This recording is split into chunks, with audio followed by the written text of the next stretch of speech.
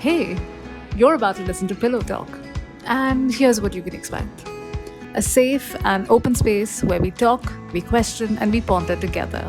Whether it's sex after abortion, the religion factor that has long proven to be a barrier in safe abortion access, or tackling mental health, we're really going there, and we're hoping you'll join us. Thanks for watching. Salut, bienvenue dans l'épisode 2 de Pillow Talk, un espace sûr pour parler de tout ce qui concerne l'avortement médicamenteux. Merci de rester à l'écoute de l'épisode d'aujourd'hui qui sera entièrement en français. Pour les sous-titrages, nous vous demandons de cliquer sur l'option de légende sur votre écran YouTube. Alors, nous allons demander à nos invités du jour de se présenter. Vous avez la parole. Alors, bonjour à tous, j'espère que vous allez bien. C'est Christian Ometo, médecin en formation et vice-président de l'Association des étudiants en médecine de Cotonou. C'est au Bénin, en Afrique de l'Ouest. Bonjour à toutes et à tous. Moi, c'est Odilon Miola Yahudeou, activiste en DSSR Jeunes Béninoises, trésorière nationale actuelle du mouvement d'action des jeunes de l'ABPF et jeune championne sur le projet Sa santé, ses choix à l'ABPF. Ok, merci. Nous allons sauter pieds joints directement dans le sujet. Est-ce que vous pouvez nous dire quelles sont les perceptions actuelles de l'avortement dans vos milieux respectifs? Je parle bien sûr de vous en tant que jeune et vous en tant qu'étudiant en médecine dans le milieu médical. Et quel est l'état des lieux de l'avortement? Est-ce que les femmes ont beaucoup recours à l'avortement? D'accord, je crois que je vais être galant sur ce coup. Je laisse Odilon démarrer. Ok, super, merci beaucoup, Chris. Déjà, la question d'avortement au Bénin, de ma position, je dirais que c'est resté et ça reste encore un sujet assez sensible. Le contexte socio-culturel n'est pas très, très favorable à simplement aborder la question d'avortement dans les discussions, dans les familles, etc. Et quand nous parlons des questions de sexualité, surtout chez les jeunes. Mais ça n'a pas empêché le fait qu'au Bénin, depuis plusieurs années, les avortements clandestins restent la deuxième cause de mortalité maternelle au Bénin et causent beaucoup de dégâts en ce qui concerne la stérilité, la perte de la vie chez plusieurs femmes et jeunes filles. Les jeunes filles et les femmes n'ont pas cessé d'avoir recours ou d'avoir besoin du service d'avortement. Mais malheureusement, compte tenu de l'environnement légistique qui longtemps est resté défavorable ou assez fermé, le service sécurisé n'a pas pu être offert jusque-là. Et ce qui a causé le fait que plusieurs femmes ont eu recours à ce service de manière clandestine et il y a eu plusieurs répercussions sur la santé. Je pense que Chris, qui est là, ne va pas dire le contraire parce que les professionnels de santé sont ceux qui savent le mieux les conséquences qui leur parviennent lorsque le service est déjà clandestinement entamé et que la vie de la femme a déjà été mise en danger. Ok, merci beaucoup. Depuis octobre, il y a une nouvelle loi sur l'avortement au Bénin. Est-ce que vous pouvez nous en dire plus sur cette nouvelle loi en faisant ressortir les points de différence avec l'ancienne loi? L'ancienne loi telle qu'elle était, c'était la loi de 2003 liée à la santé de la reproduction en République du Bénin, reconnaissait valable le service d'avortement ou bien l'interruption volontaire de grossesse, comme il est écrit dans la loi, puisque c'est ce qu'elle dit exactement, seulement dans 3 cas. Lorsque la poursuite de la grossesse met en danger la vie et la santé de la femme enceinte, ou lorsque la grossesse est la conséquence d'un viol ou d'une relation incestueuse et que la demande est faite par la femme enceinte s'il s'agit d'une majeure ou par ses représentants légaux lorsqu'il s'agit d'une mineure, ou encore lorsque l'enfant à naître est atteint d'une affection d'une particulière gravité au moment du diagnostic. C'était exactement ce qu'il y avait décrit dans la loi. Maintenant, il faut dire que le Bénin a beaucoup fait couler les encres dernièrement sur la toile un peu partout parce que dans la nuit du 20 au 21 octobre 2021, cette loi a connu une modification. Il y a une loi qui a été votée qui vient compléter et par conséquent modifier celle de 2003 qui existait avec quelques paramètres. Et celle qui est là actuellement ouvre un peu plus l'accès au service sans le rendre pour autant accessible à tous encore. Mais nous reconnaissons que c'est une belle avancée. Actuellement, il est dit qu'à la demande de la femme enceinte, l'interruption volontaire de grossesse peut être autorisée lorsque la grossesse est susceptible d'aggraver ou d'occasionner une situation de détresse matérielle, éducationnelle, professionnelle ou morale incompatible avec l'intérêt de la femme et ou de l'enfant à naître. Et tout ça, c'est valable, bien sûr, seulement entre 0 et 12 semaines d'aménorrhée. Au-delà de 12 semaines d'aménorrhée, le service d'interruption volontaire de grossesse sécurisée ne peut plus être offert. Et ensuite, la loi dit également que lorsque la femme est majeure, elle peut s'adresser directement à un médecin, ce qui voudrait dire que lorsqu'elle est mineure, la possibilité ne lui est pas encore offerte non plus de bénéficier du service et que c'est des tuteurs qui doivent répondre d'elle lorsqu'elle est mineure. De ce point de vue, je voudrais dire que c'est vrai, nous avons une belle avancée et tout. Voilà un peu comment les choses se présentent, mais certains détails restent encore non ouverts ou bien non dits en fait, telles qu'elles se présentent là. C'est pourquoi beaucoup de personnes ont pensé qu'à un moment donné, voilà, le Bénin a légalisé l'avortement. Ils ont crié cette phrase-là exactement, alors qu'il reste encore beaucoup de choses à faire par rapport à la loi dans l'état dans lequel elle se trouve actuellement. Mais voilà un peu les modifications qui ont été apportées. Justement, en parlant d'insuffisance, j'en venais. Est-ce que vous pouvez nous révéler de façon plus claire les insuffisances de cette loi actuelle-là? Donc, comme je disais, il aurait quand même été bien quand même qu'il y ait eu un débat d'abord d'intérêt général par rapport à la question, que tous nous ayons pu donner notre avis et pourquoi même pas un référendum public, de sorte que chacun nous puissions donner notre avis par rapport à la question.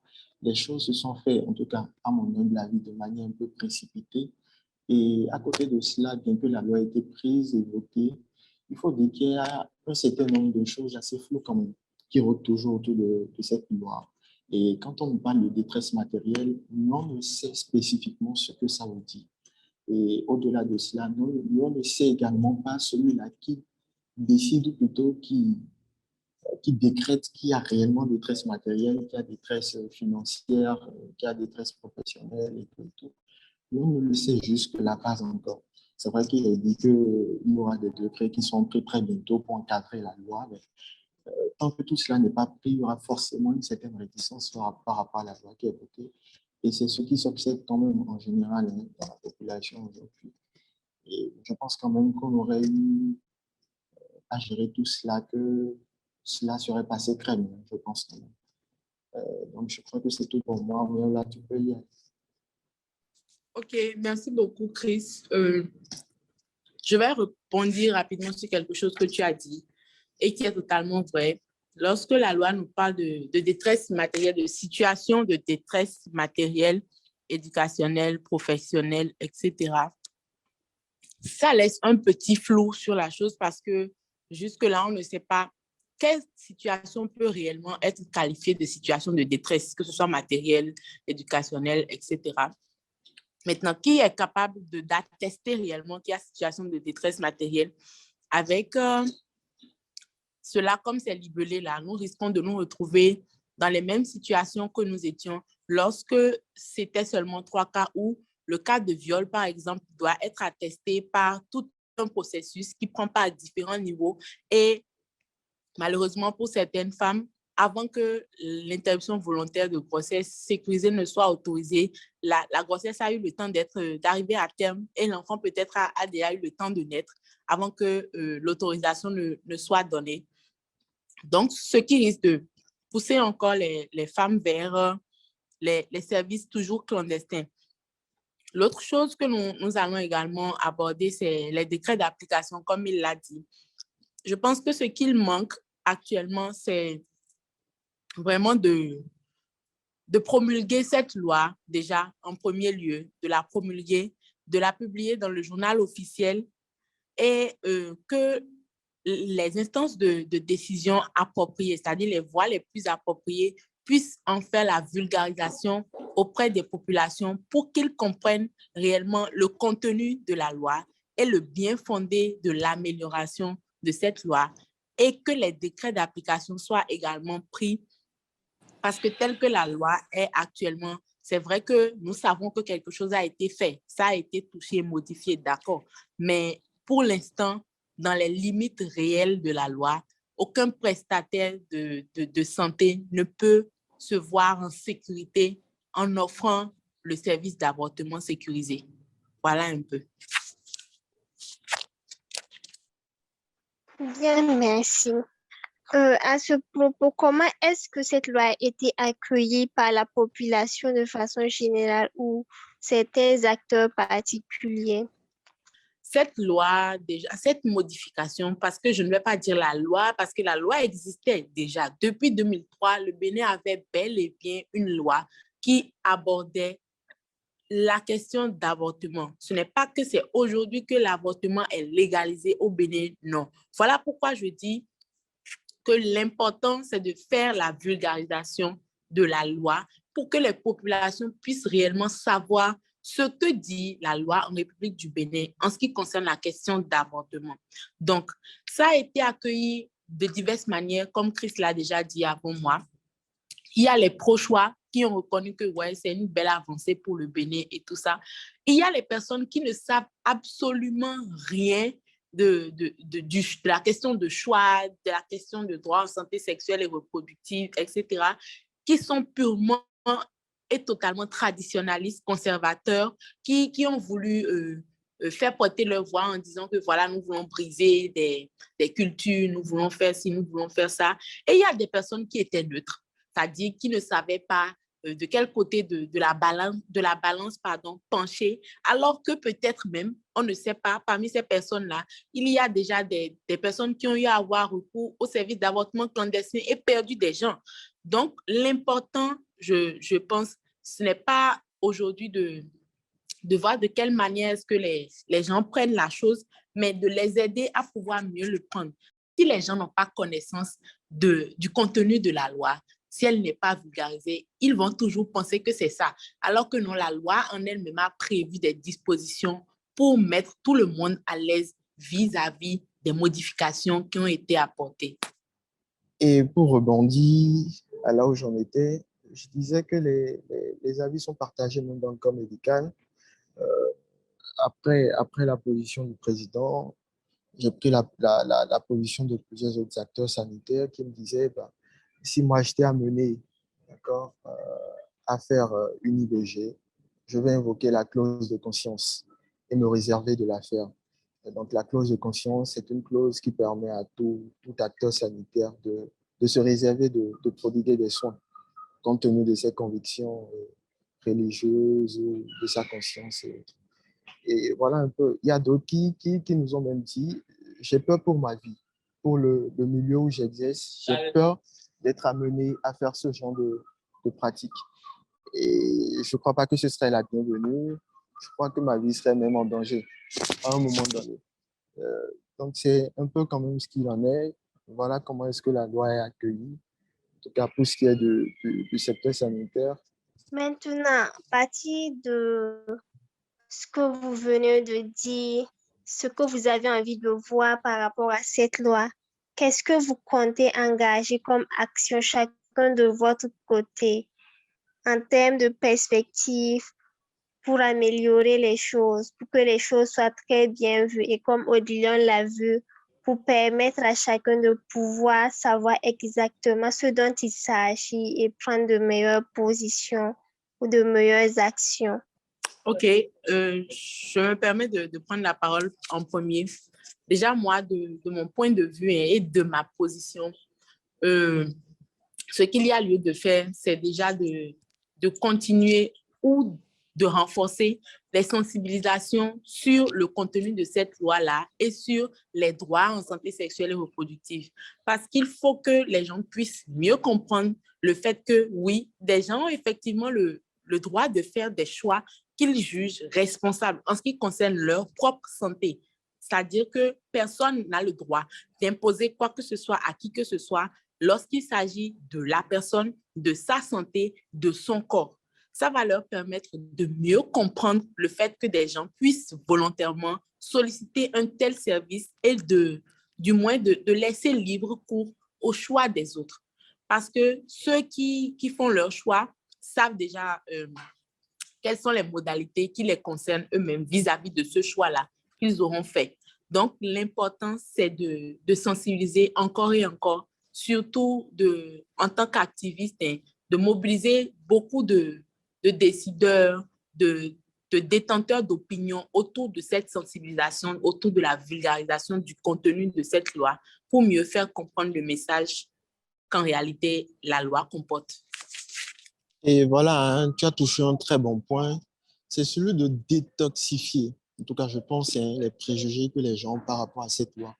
Et comme je le disais à l'entame, l'avortement, ce n'est pas quelque chose qui est très bien accueilli. Quel que soit ce que vous avez à dire par rapport à cela, les gens sont quand même réticents d'abord. Et il faut essayer déjà de détoxifier les mentalités quand même ici chez nous. Je pense que ça pourrait le faire si c'est qu'on démarre avec la jeunesse, parce que l'avenir, c'est la jeunesse. Donc, si c'est qu'on démarre déjà des campagnes de sensibilisation, essayer d'expliquer aux gens ce que c'est que l'avortement, euh, l'IVG, l'avortement sécurisé, pour qu'ils comprennent généralement pour qu'ils comprennent en réalité que l'avortement, tel qu'il est conçu par les jeunes, ce n'est pas la même chose que l'avortement sécurisé, c'est tout autre chose. Et c'est régi, c'est cadré par des lois. Et à côté de cela aussi, je pense que nos acteurs sanitaires quand même devraient faire un effort dans ce sens. Dans le sens où quand même, il faille être ouvert à ce genre je ne vais pas dire pratique, mais à ce genre d'actes au Bénin. Parce qu'il est dur quand même aujourd'hui de voir des acteurs sanitaires au Bénin qui sont ouverts quand même à réaliser ce genre d'actes. C'est très rare. Je pense qu'il faut travailler là-dessus.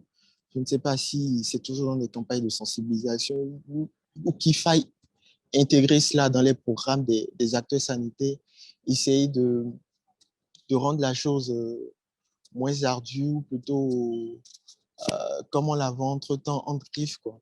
Essayer de la rendre plus abordable. Et je pense que ça pourrait le faire dans des campagnes de sensibilisation et en l'intégrant dans les programmes de cours, hein. Je pense qu'on pourrait quand même y arriver. Et j'oubliais, à l'endroit des décideurs aussi, c'est très important que l'on arrive à bien cadrer cette loi. Tant qu'elle ne sera pas faite, tant qu'on ne décidera pas, tant qu'on ne mettra pas les points sur les i, qu'on ne saura pas c'est quoi la détresse professionnelle réellement, qui est l'acteur, qui est celui-là qui décide, qui a détresse professionnelle en effet. Tant qu'il n'y aura pas ce genre de choses, je crois qu'on va toujours essayer d'évoluer, on va essayer quand même d'évoluer, de faire asseoir les droits des femmes et tout et tout. On va essayer d'aller dans ce sens, mais ça ne va pas vraiment prendre dans la population. Merci. Une question pour Chris. Est-ce que ces questions d'avortement-là sont abordées dans le curriculum des étudiants en médecine ou des agents de santé en général? D'accord. J'ai autour de 14 semestres de cours. Donc, cette année, et je ne fais qu'un seul cours sur l'avortement. Un seul cours sur cette année. Je pense que ce n'est pas suffisant. C'est du tout pas suffisant alors. Et donc, dans ce sens, quand même, il faut faire plus d'efforts. Essayer de voir les contours de l'avortement, essayer de discuter avec les jeunes, parce que plus on en parle, plus on enlève le caractère tabou de la chose. Mais en cette année, parler une seule fois de l'avortement, et si l'enseignant qui vous fait le cours n'est pas pro choix, alors là, le cours qui vous dispense, c'est dans un sens particulier. C'est pour vous dire, voilà, l'avortement, je vous en parle à titre scientifique, sinon que voilà, ce n'est pas un truc qu'on devrait reproduire. Donc, il en arrive que même les enseignants qui devaient nous dispenser le cours prennent position en nous dispensant ce cours-là. Et pour un seul cours sur 7 ans, je pense quand même que c'est assez négligé, hein, pour les ravages que l'avortement fait. Le ministère de la Santé, en tout cas pour les chiffres qu'ils ont produits, disent qu'il y a autour de 200 jeunes filles qui meurent d'avortement clandestin chaque année. Ce n'est pas du tout petit. C'est pas du tout petit. Donc, je ne crois pas que c'est quelque chose qu'on devrait autant négliger. On devrait lui accorder l'importance qui lui est due. Merci. OK. Maintenant, je pense qu'on peut prendre vos mots de fin dans lesquels vous allez nous dire. Quelles sont vos ambitions ou vos visions par rapport à l'avortement dans votre pays? Vraiment, moi, mon ambition ne touche pas, ou mes ambitions ne touchent pas spécifiquement à la question d'avortement. C'est simplement que le Bénin puisse être un pays de liberté, c'est-à-dire en question de choix, et que les informations, le taux de pénétration des informations sur les droits, la santé sexuelle et reproductive soit plus élevé chaque année encore. Ça va permettre aux populations, aux communautés, aux décideurs, aux leaders et détenteurs d'opinion à divers niveaux d'imprégner dans leur manière de voir les choses la question de choix. Parce que lorsque nous donnons les informations sur la SSR, nous donnons l'information vraie, réelle, pour que les personnes puissent effectuer des choix responsables en matière de santé sexuelle et reproductive. Mais lorsqu'ils se retrouvent limités dans l'exercice de leur droit de choisir, c'est là que les problèmes ont lieu et que tout ce que nous ne voulons pas dans la population se passe. Nous perdons des vies, nous perdons des bras valides, nous perdons des femmes, des filles, etc. Donc, mon souhait est vraiment que d'ici quelques années, c'est vrai que ça ne va pas se faire du jour au lendemain, mais que la question de choix puisse régner un peu dans toutes les têtes et à tous les niveaux. Voilà. Merci, Odilon. Celui-là qui est contre l'avortement sécurisé est un peu quand même contre la vie des jeunes filles. Il faut qu'on se le dise ouvertement. Mais le réel problème, ce n'est pas l'avortement. Ce n'est pas les décès dus à l'avortement. Le réel problème, si c'est qu'on veut aller en profondeur, l'avortement, c'est la grossesse non désirée. Le réel problème, vous m'excusez, c'est la grossesse qui n'est pas désirée. Je pense qu'on aurait, ou plutôt on gagnerait plus en travaillant sur ce point-là que sur l'avortement sécurisé.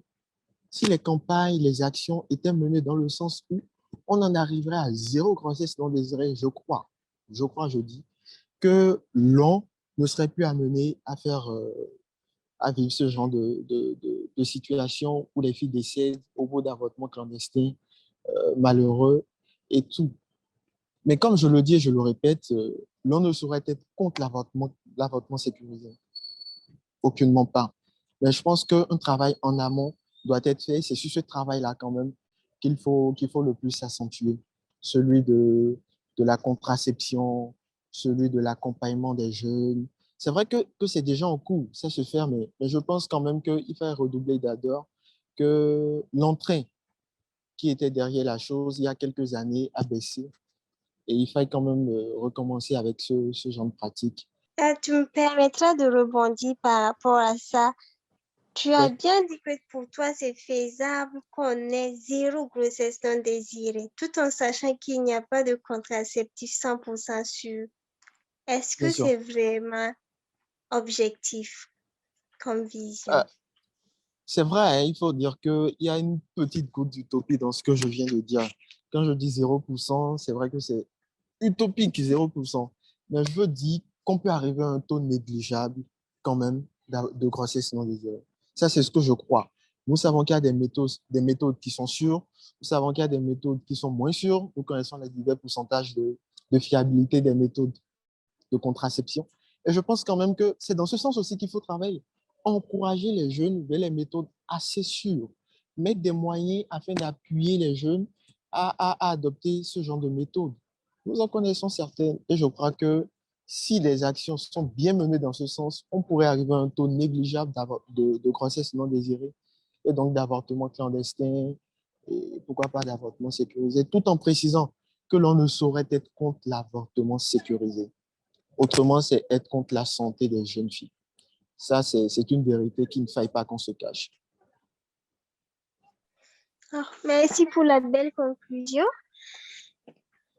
Ainsi prend fin l'épisode de Pilotalk qui a consisté à un peu aborder l'état actuel de l'avortement au Bénin, la nouvelle loi prise et les perspectives qui seront mises en exergue par rapport à cette loi en tant qu'activiste SL et étudiant en médecine. Merci à vous pour votre disponibilité.